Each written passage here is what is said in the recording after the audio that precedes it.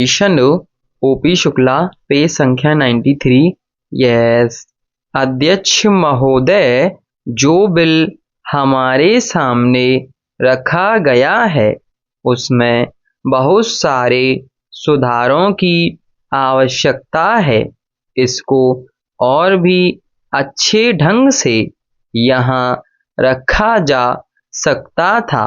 मैं कुछ शब्द कहना चाहता हूँ और वह यह कि जब जब भी आवश्यकता हुई हमारे देश के मजदूरों ने कभी बलिदान देने से अपने को पीछे नहीं रखा।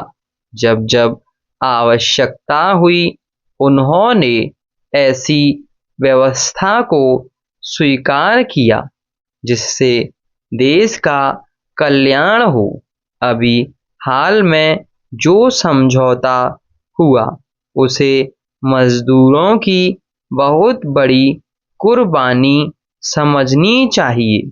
जो उन्होंने की उसे उन्होंने स्वीकार किया, जो शायद साधारण स्थिति में वे स्वीकार नहीं करते, लेकिन फिर भी देश की आवश्यकता को देखते हुए उन्होंने स्वीकार किया। जब जब सहयोग देने की आवश्यकता हुई तो वे कभी पीछे नहीं रहे।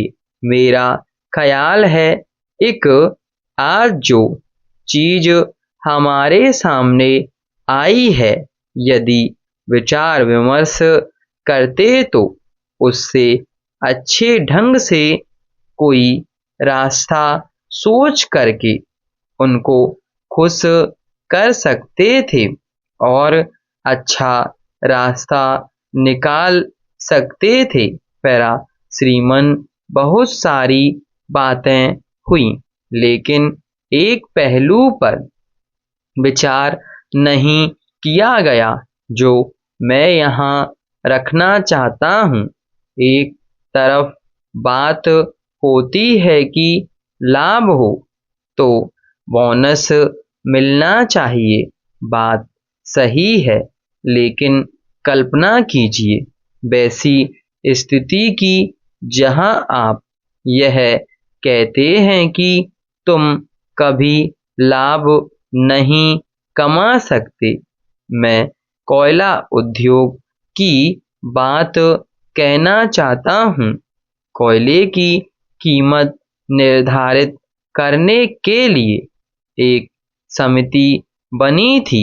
उसने कहा कि इनको अपना खर्चा चलाने के लिए कोयले का जो उत्पादन होता है उसमें आवश्यक है कि कोयले की कीमत बढ़ाई जाए। अभी भी कुछ बातें हैं जिन पर विचार किया जा सकता है। यदि गंभीरतापूर्वक विचार करके यह बिल यहाँ रखा जाता तो और भी अच्छा होता। इसमें नियत की बात मैं नहीं कहता। अच्छी नियत से यह बिल लाया गया है और प्रयत्न किया गया है कि मजदूरों की सहायता हो। जो एक अव्यवस्था चल रही थी उसे दूर करने के लिए एक व्यवस्थित ढंग से नियम बनाया जाए जिससे पूरे उद्योगों समान ढंग से मजदूरों को बोनस मिल सके और उद्योगों में शांति स्थापित हो सके। इस बात की कोशिश की गई है, लेकिन इसमें कुछ ऐसी बातें रह गई हैं जिन पर विचार करना अति आवश्यक है। आपने यह कहा कि पिछली बार जो बोनस का समझौता हुआ था उसमें कुछ अधिक भी दिया जाता था। स्टॉप।